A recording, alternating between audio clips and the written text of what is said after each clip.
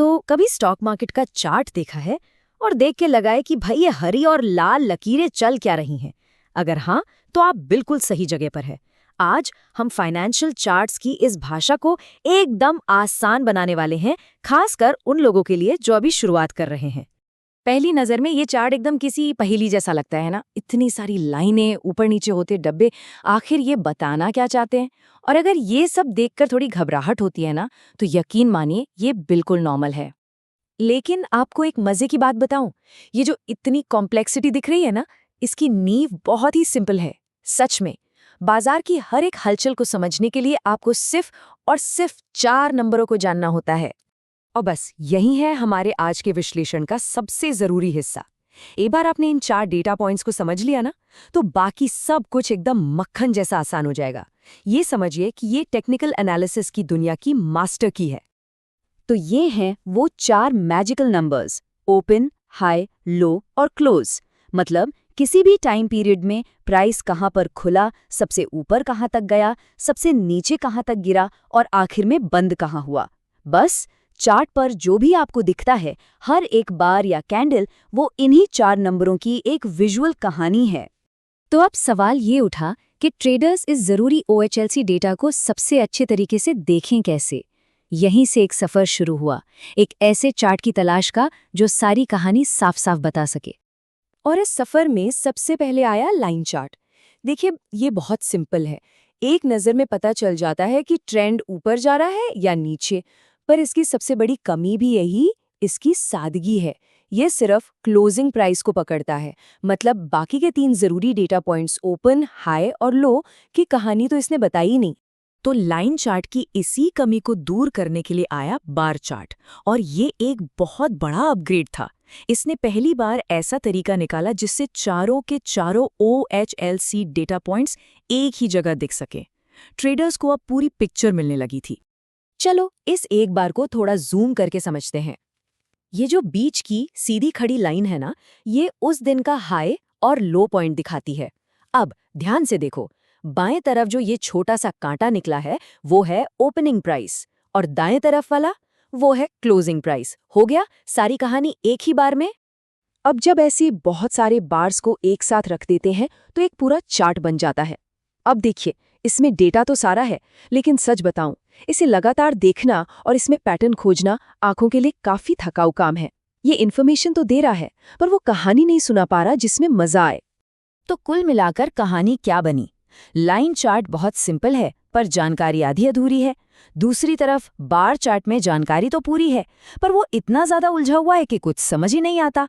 साफ था, अभी भी एक बेहतर सोल्यूशन की जरूरत थी। और बस यहीं पर एंट्री होती है जापानीज कैंडलस्टिक चार्ट की। और ये सिर्फ एक और चार्ट नहीं था, ये एक क्रांति थी। ये वो टूल है जिसे आज दुनिया भर के ज्यादातर ट्रेडर्स इस्तेमाल करते हैं। क्यों? क्योंकि ये बार चार्ट की सारी जानकारी लेता है और उसे लाइन चार्ट की तरह ही एकदम सिंपल और साफ तरीके से दिखाता है। इसकी कहानी भी बड़ी मजेदार है, पता है? कैंडलस्टिक्स का आविष्कार कोई आज नहीं हुआ। ये 18वीं शताब्दी में जापान के एक चावल व्यापारी होमा मोनेहिसा ने किया था। सोचिए, लेकिन वेस्टर्न दुनिया तक इसे पहुंचने में 1980 का दशक आ गया, जब ट्रेडर स्टीव निसन ने इसे यहाँ पॉपुलर बनाया। तो अब आते हैं आज के विश्लेषण के सबसे जरूरी हिस्से पर। एक कैंडलस्टिक को आखिर पढ़ते कैसे हैं, ये समझ लिया तो समझिए आधी जंग जीत ली। मोटे तौर पर कैंडलस्टिक्स 2 तरह की होती हैं।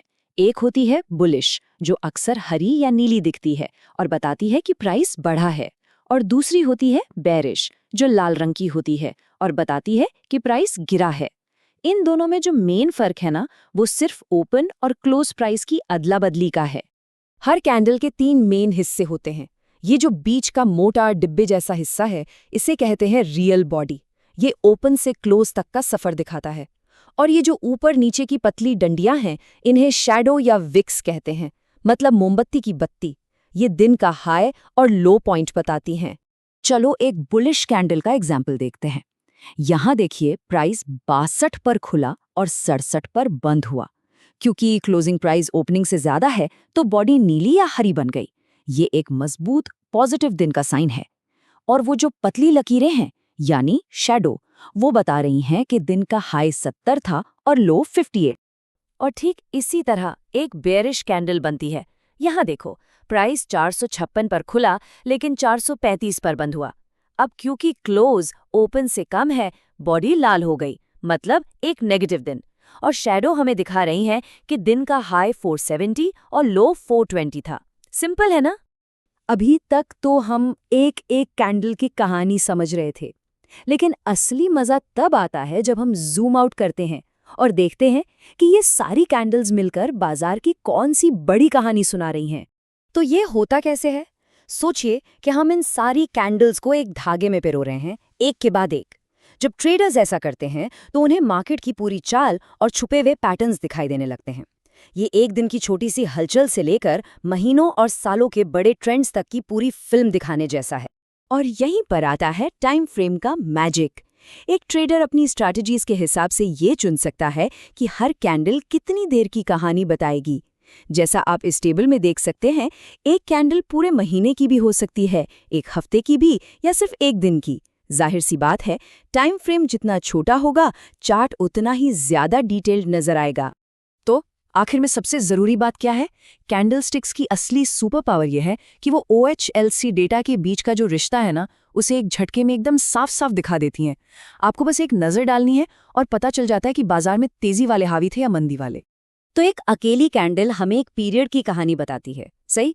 लेकिन सोचिए, जब ये सैकड़ों कैंडल्स एक साथ मिलकर कुछ खास पैटर्न्स बनाती हैं, जैसे डोजी, हैमर या एनगल्फिंग पैटर्न, तो वो आने वाले कल के बारे में क्या इशारे कर सकती हैं? असली खेल और असली एनालिसिस तो यहीं से शुरू होता है।